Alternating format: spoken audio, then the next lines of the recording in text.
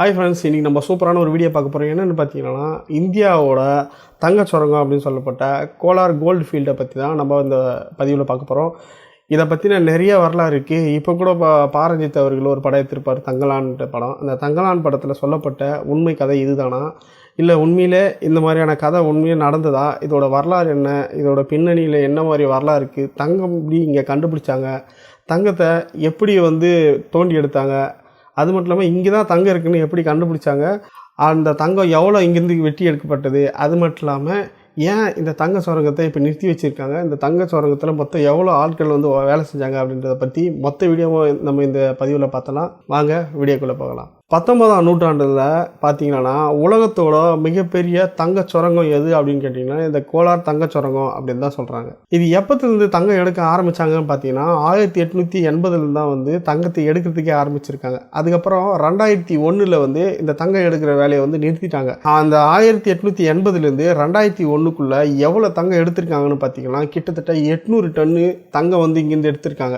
இந்த 800 டன் தங்கமெல்லாம் எங்கன்னு கேட்டால் இது எல்லாமே பிரிட்டிஷ் இந்தியாவை ஆட்சி செஞ்சு தப்பு தான் இந்த தங்கமெல்லாம் எடுத்தாங்க. அதனால் அவங்க எடுக்கப்பட்ட தங்கத்தை எல்லாமே பிரிட்டிஷ்காரங்க அவங்க நாட்டுக்கு எடுத்துகிட்டு போயிட்டாங்க. இந்த 1880க்கு முன்னாடி தங்கம் எடுத்தாங்களான்னு கேட்டால் தங்கம் எடுத்திருக்காங்க. ஆனால் எந்த அளவுக்கு தங்கம் அதிகமாக எடுத்திருக்காங்கன்றது வரலாற்றில் எங்கேயுமே குறிப்பிடல. ஆனால் தங்கம் அந்த இடத்துலேருந்து எடுத்திருக்காங்கன்னு மட்டும் குறிப்பு இருக்குது. அங்கே இருக்கிற சுரங்கத்தோட நீளம் பார்த்தீங்கன்னா கிட்டத்தட்ட 40 கிலோமீட்டர் அப்படின்னு சொல்கிறாங்க. அங்கே இருக்கிற ஒரே ஒரு சுரங்கத்தோட பள்ளத்தோட விட்டம் பார்த்தீங்கன்னா கிட்டத்தட்ட 3 கிலோமீட்டருக்கு பெருசாக தோண்டி தங்கத்தை எடுத்திருக்காங்க.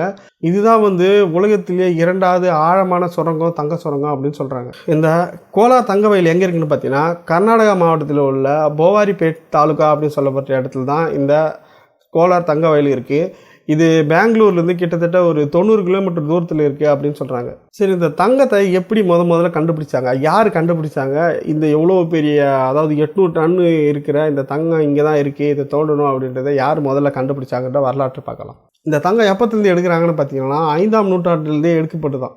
அதாவது குப்தர் காலத்திலேருந்தே இந்த தங்கம் இங்கேருந்து எடுக்கிறாங்கன்னு சொல்லப்படுது. இது எப்படின்னு பார்த்தீங்கன்னா Kolar gold field town memory lane அப்படின்ற நூலில் பிரிட்ஜெட் ஒயிட் அப்படின்றவர் எழுதியிருக்காரு. இது 5ஆம் நூற்றாண்டிலேருந்தே எடுக்கப்படுது தங்கம் அப்படின்ட்டு. அது மட்டும் இல்லாமல் வெங்கடசாமி அப்படின்றவர் ஒரு நூல் ஒன்று எழுதியிருக்காரு. அந்த நூலில் பார்த்தீங்கன்னா கோலார் கோல்டு மைன் என்ற நூலில் சிந்து சமையலில் இந்த மாதிரியான கோல்டெல்லாம் எடுத்திருக்காங்க, பயன்படுத்தியிருக்காங்க அப்படின்னு சொல்லப்படுது. இந்த சங்ககால மன்னர்கள்லாம் இருக்காங்கல்ல, சோழர்கள், அவங்கெல்லாம் கூட இந்த இடத்துல கோல்டு வெட்டி எடுத்துன்னு போயிருக்காங்க அப்படின்னு சொல்லப்படுது. அதுக்கப்புறம் பீஜாபூர் ஜாகிர்தார்கள் வம்சமும், அதுக்கப்புறமா ஹைதர் அலி வந்தார். அதுக்கப்புறம் திப்பு சுல்தான் அவரோட ஆட்சிக்கு வந்தப்போ 4ஆம் மைசூர் போரில் திப்பு சுல்தான் பிரிட்டிஷ்க்கு எதிராக போர் பண்ணும்போது அவர் பிரிட்டிஷ் அவரை கொல்றாங்க. அப்படி கொன்னதுக்கப்புறமா அந்த மைசூரில் இருக்க இடம் எவ்வளோ இருக்குது, எவ்வளோ பெரிய அளவு அப்படின்றத அளக்கிறதுக்காக ஜான் வார்ன் அப்படின்னு சொல்லப்பட்ட ஒரு இராணுவ அதிகாரி அந்த இடத்துக்கு அனுப்புகிறாங்க. அதோட இடம் எவ்வளோ தூரம் இருக்குது, அவரோட மைசூர் இடம் எவ்வளோ தூரம் இருக்குது, அதை போய் பார்த்துட்டு வாங்க, அதோட அளவு எவ்வளோ தூரம் இருக்குன்றதுக்காக சர்வே பண்ணுறதுக்காக ஒருத்தர் அனுப்புகிறாங்க. அவர் தான் ஜான் வார்ன். அந்த ஜான் வார்ன் அப்படின்னு சொல்லப்பட்டவர் எர்ணாகொண்டா மலைப்பகுதியில் வந்துட்டு இருந்தப்போ அங்கே இருக்க ஊர் மக்கள்லாம் மாரிக்குப்பம் போன்ற பகுதியில் நிறைய தங்கங்கள்லாம் கிடைக்குது அப்படின்ட்டு அந்த ஜான் கிட்ட சொல்லியிருக்காங்க. இந்த இடத்துல இந்த மாதிரி தங்கமெல்லாம் கிடைக்குதா, இந்த மாதிரி ஸ்பெஷலான தனிமங்கள்லாம் கிடைக்குதா அப்படின்ட்டு அவங்க அங்கே ஊரில் இருக்கிற மக்கள் கேட்டிருக்காரு. அங்கே இருக்க ஊர்காவன் அப்படின்னு சொல்லப்பட்ட, அதாவது ஊர்காவன் அப்படின்னா நம்ம பழைய காலத்துலலாம் பார்த்திங்கன்னா இந்த பறையர்களில் ஒரு சிலர் ஊர்காவன் சொல்லுவாங்களாம். அவங்க தான் ஊரோட அதாவது ஊருக்கு வெளியில் காவலர்லாம் இருப்பாங்க. அவங்க தான் இவங்ககிட்ட இந்த மாதிரி சொல்லியிருக்காங்க, இந்த இடத்துல எல்லாம் தங்கம் இருக்குன்ட்டு. சரி, இவர் என்ன பண்ணியிருக்காங்களா, இந்த இடத்துல தங்கம் இருக்கா இல்லையான்றதை நம்ம செக் பண்ணலாம் அப்படின்னு சொல்லிட்டு அந்த ஊர்லேருந்தே ஒரு 12 பேரை கூப்பிட்டு போயிருக்காரு. அவங்க எல்லாருக்குமே ஊதியமாக ஒரு நாளைக்கு ஒரு வெள்ளி நாணயம் அப்படின்ட்டு கொடுத்தாங்களாம். அதுக்கப்புறம் பார்த்தீங்கன்னா கொஞ்ச நாள் கழிச்சு ஒரு மாதத்துக்கு 30 பகோடா தங்கம் அப்படின்ற அளவுக்கு அவங்களுக்கு தங்கம் கொடுத்துருக்காங்க. இவங்க போய் அந்த இடத்துல நிறைய தங்கத்தை எடுத்திருக்காங்க. ஆனால் பெரிய அளவிலான தங்கமாக எடுக்கல. ஆனால் அவங்க எடுக்கிறப்போ ஓரளவுக்கு தங்கம் கிடைச்சிருக்கு.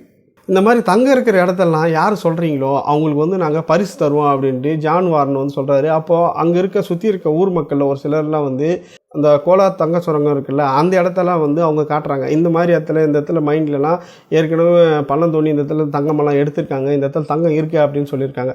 அவருக்கு கிடைச்ச தங்கத்தெல்லாம் வந்து இதெல்லாம் வந்து ஒரிஜினல் தங்கம் தானா இல்லை தங்கம் மாதிரி இருக்கிற வேறு ஏதாவது பொருளா அப்படின்றதுக்காக இந்த தனிமங்கள்லாம் வந்து சென்னைக்கு வந்து அனுப்பியிருக்காரு. சென்னையில் அங்கே ரிசர்ச் பண்ணவங்க வந்து இந்த தனிமங்கள் எல்லாமே இந்த தங்கம் எல்லாமே நல்ல வேல்யூவான பொருள் தான், இது வந்து நல்ல காசுக்கு போகும், இது உண்மையான கோல்டு தான் அப்படின்னு சொன்னதுக்கப்புறமா திரும்ப ஒரு அந்த இடத்துல வந்து அந்த மைனிங் வேலையை வந்து ஸ்டார்ட் பண்ணியிருக்காரு. இப்படி அந்த ஜான் வார்னர் அப்படின்னு சொல்லப்பட்ட அவர் மட்டும் தான் அந்த இடத்துல தங்கத்தை தோண்டியிருந்தார். ஆனால் பெரிய அளவில் வந்து அங்கே இருக்க ஆட்சியாளர்களோ இல்லை அங்கே ஆட்சி பண்ணியிருந்த பிரிட்டிஷ்காரர்களும் வந்து அதில் ஆர்வமாக இல்லை. ஏன்னா வந்து அவங்க வந்து தங்கம் வந்து ரொம்ப பெரிய அளவில் கிடைக்கல, லைட்டாக தான் கொஞ்சமாக தான் கிடைக்குது அப்படின்னோடனே அவங்க வந்து அதில் பெருசாக ஆர்வம் காட்டாமல் கொஞ்சம் கொஞ்சமாக தான் வருது அப்படின்ட்டு விட்டாங்க. அதுக்கப்புறம் வந்த மைக்கேல் வாலல் அப்படின்னு சொல்லப்பட்டவர் தான் இந்த இடத்துல தங்கம் நிறைய கிடைக்குது, நிறைய இருக்குது அப்படின்ட்டு அவர் கண்டுபிடிச்சி இந்த இடத்த வந்து மைனிங் பண்ணுறதுக்கான, அதாவது பெரிய சுரங்கம் தோன்றதுக்கான இதை வாங்கினதுக்கு அப்புறமா அவரே வந்து அந்த உரிமையை யூஸ் பண்ணல. 1876 வேறு ஒருத்தருக்கு விற்றுட்டு போயிட்டார். இதில் பார்த்தீங்கன்னா அதுக்கப்புறம் வந்து 5000 பவுன்கள் போட்டு நிறைய பேர் வந்து இதில் வந்து முதலீடு பண்ணி இந்த கோலார் தங்க வயல்லேருந்து தங்கத்தை வந்து எடுக்கிறதுக்கு ஆரம்பிச்சிருக்காங்க. தங்கம் வந்து கொஞ்சம் கொஞ்சமாக தான் வந்திருக்கு. இந்த முதலீடு பண்ணியிருந்தாங்கல்ல அவங்களுக்கெல்லாம் வந்து பெரிய அளவில் பணம் வரல அப்படின்னு சொல்லிட்டு ஒவ்வொருத்தராக வந்து கொஞ்சம் கொஞ்சமாக வெளியில் போக ஆரம்பிச்சிட்டாங்க. இப்போ கடைசியாக இருந்தவங்க யாருன்னு பார்த்தீங்கன்னா, இதை பார்த்துட்டு இருந்த பிரிட்டிஷ்காரங்களோட கம்பெனி வந்து 10,000 பவுன் வந்து அதில் முதலீடு பண்ணி அவங்க வந்து திரும்ப வந்து தங்க வேட்டையை வந்து ஆரம்பித்தாங்க, தங்கத்தை வந்து எடுக்கிறதுக்கு ஆரம்பித்தாங்க. ஆனால் இவங்க எடுக்க இவங்க போட்ட முதலீடை விட எடுக்கிற தங்கம் வந்து ரொம்ப கம்மியாயிடுச்சு. அதாவது ஒரு டன்னுக்கே 4 கிராம் தான் தங்கம் கிடச்சிதான். அந்தளவுக்கு வந்து தங்கம் குறைஞ்சிக்கிட்டே வந்துச்சு. அதுக்கப்புறம் இவங்க என்ன பண்ணுறதுன்னே தெரியாமல் இருக்கிற கை காசை வச்சு யாருன்னா ஒரு ரிசர்ச்சரை வந்து வர வச்சு ஒரு ஆளை எடுத்து இந்த இடத்துல தங்கம் உண்மையிலே இருக்கா, எந்த இடத்துல இருக்குது அப்படின்ற கண்டுபிடிக்கணுன்றதுக்காக ஒருத்தரை கூப்பிட்ருக்காங்க. அவர் யாருன்னு பார்த்தீங்கன்னா அவர் தான் வந்து கேப்டன் பிளம்மரா. இவர் தான் வந்து கோலார் தங்க வயலில் இறங்கி அந்த இடத்துல வந்து தங்கம் எங்கெங்கெல்லாம் கிடைக்குது அப்படின்னு ரிசர்ச் பண்ண ஆரம்பித்தாராம். அப்போது ஆரம்பித்தப்போ எல்லோரும் வந்து ஒரு சைடாக வந்து தங்கத்தை வந்து தோண்டிட்டு போயிட்டு இருந்தப்போ இவர் என்ன பண்ணார்னா, நம்ம இதுக்கு ஆப்போசிட்டில் தேடி பார்க்கலாம் தங்கம் இருக்குதா இல்லையான்ட்டு எதிர் திசையில் வந்து வெட்ட சொன்னாராம். அப்படி வெட்டும்போது தான் தங்கம் வந்து அதோட உண்மையான முகத்தை காமிச்சு தான் அவருக்கு ஏகப்பட்ட தங்கம் வந்து கட்டி கட்டியாக பாறையாக கிடச்சி தான். அதனால் அப்போதுலேருந்து தான் வந்து இந்த கிழக்கிந்தியா கம்பெனி இந்தியாவுக்கு வந்தாங்களா அவங்க வந்து முதலீடு பண்ணி கடைசியாக அவங்க அதை வந்து கையில் எடுத்தாங்கன்னா தங்கத்தை வந்து வெட்டி எடுக்க. அதுக்கப்புறமா 1888 1889 கிட்டத்தட்ட 49 குழிகள் வெட்டி அவங்களுடைய தங்க சுரங்கத்துலேருந்து தங்கத்தை எடுத்திருக்காங்க. இந்த எடுக்கப்பட்ட தங்கம் எல்லாமே இந்தியாவிலே இருந்ததா கேட்டால் கிடையாது. இது எல்லாமே வந்து பிரிட்டிஷ்காரங்க அவங்க நாட்டுக்கு உடனே வந்து அனுப்பிக்கிட்டே இருந்தாங்களாம். இந்த சுரங்கம் தோன்றதுக்கெல்லாம் ஆட்கள்லாம் எங்கேருந்து வந்தாங்கன்னு பார்த்தீங்கன்னா தமிழகத்திலேருந்தும் கர்நாடகாவிலேருந்தும் தான் மக்கள் வந்து எடுத்திருக்காங்களாம். இதில் அதிகமாக வந்து யூஸ் பண்ணப்பட்ட மக்கள்லாம் யாருன்னு பார்த்தீங்கன்னா இந்த தாழ்த்தப்பட்ட மக்கள் அப்படின்னு தான் சொல்கிறாங்க. அவங்கள தான் அந்த இடத்துல வச்சு இந்த தங்கம் எல்லாம் வந்து எடுக்கிறதுக்கு வந்து பயன்படுத்தியிருக்காங்கன்னு சொல்லப்படுது. இந்த இடத்துல மொத்தமாக வேலை செய்யும்போது எவ்வளோ பேர் இருந்தாங்கன்னு பார்த்தீங்கன்னா கிட்டத்தட்ட 38,000 பேர் இருந்தாங்களாம் இந்த இடத்துல தங்கம் எடுக்கிறதுக்காக.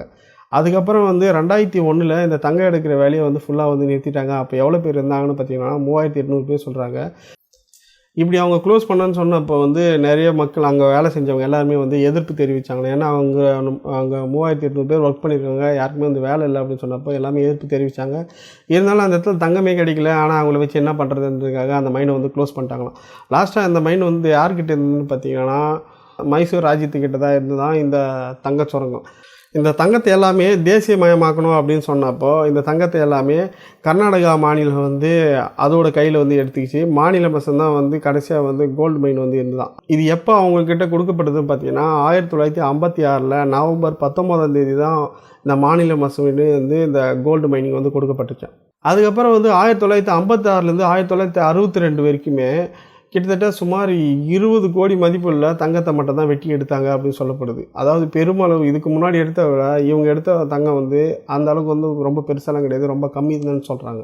அதே போல் இந்த சுரங்கம் தோண்டாங்கல்ல இதோட விட்டம் வந்து கொஞ்சம் கொஞ்சமாக அதிகரிச்சே போச்சு. எந்த அளவுக்குன்னு பார்த்தீங்கன்னா கிட்டத்தட்ட 3200 மீட்டர் கொண்ட அகலத்தில் வந்து இந்த தங்க சுரங்கம் வந்து தோண்டத்துக்கு ஆரம்பித்தாங்க.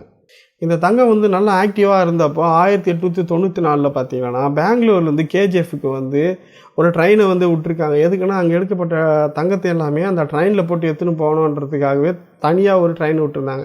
இப்போ வந்து இருக்கா அப்படின்னு கேட்டிங்கன்னா அந்த இடத்துல இப்போ அந்த ட்ரெயின் ஓடுறதுல ஆனால் தண்டவாளம் மட்டும் இருக்குது. இந்த தங்க சுரங்கத்துலலாம் வேலை செஞ்சாங்கல்ல அவங்க ஸ்டார்டிங் அப்போ வந்து கூட்டிகிட்டு போன மக்கள் எல்லாமே பார்த்தீங்கன்னா அந்த இடத்துல வந்து எந்த ஒரு மெடிக்கல் ஸ்பெசிலிட்டியும் கிடையாது. ஏகப்பட்ட பேர் அடிபட்டு இல்லை அவங்களுக்கு ஏதாவது கை கால் ஏதாவது உடஞ்சிதுன்னா அங்கேயே உயிரிழந்துருவாங்க அப்படின்னு சொல்லப்படுது. ஏன்னா அந்தளவுக்கு ரொம்ப மோசமாக இருந்தது. அதுக்கப்புறமா கொஞ்சம் கொஞ்சமாக வந்து நிறைய மக்கள் வந்து அந்த இடத்துல வேலைக்காக போகும்போது அதுக்கப்புறம் ஹாஸ்பிட்டல்லாம் வந்திருக்கு. பாதுகாப்பெல்லாம் கொஞ்சம் அதிகரிச்சிருக்காங்க. அதுக்கப்புறம் கொஞ்சம் கொஞ்சமாக வந்து அந்த உயிரிழப்பு கம்மியாக இருக்குது. ஆனால் இருந்தாலும் அங்கே வேலை செஞ்சவங்க எல்லாருமே லங்ஸ், அதாவது நுரையீரல் பிரச்சனை அப்படின்னு சொல்லப்பட்ட ஒரு சில நோயினால் அவங்களுக்கு பிரச்சனை வந்து நிறைய பேர் அதுக்கப்புறமா இறந்தாங்க அப்படின்னு சொல்லப்படுது. இந்த இடத்துல இந்த கோல்டு மைனிங் வந்து 2001 வந்து க்ளோஸ் பண்ணதுக்கப்புறம் அங்கே இருக்கிற மக்கள்லாம் வேலை தேடி பக்கத்தில் இருக்க பெங்களூருக்கும் அதுக்கப்புறம் வந்து இந்த பக்கம் வந்து பார்த்திங்கன்னா தமிழ்நாட்டுக்கும் வந்து வேலைக்கு போயிட்டாங்க அப்படின்னு சொல்லப்படுது.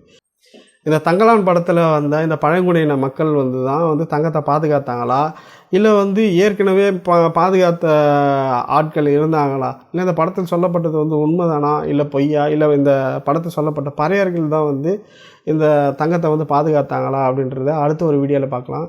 இதே போல் சூப்பரான வீடியோலாம் உங்களுக்கு வேணால் மறக்காம நம்மளுடைய சேனலை சப்ஸ்கிரைப் பண்ணி வச்சுங்க. அடுத்து ஒரு சூப்பரான வீடியோவோட உங்களை வந்து பார்க்குறேன். நான் உங்கள் மதி. பாய்.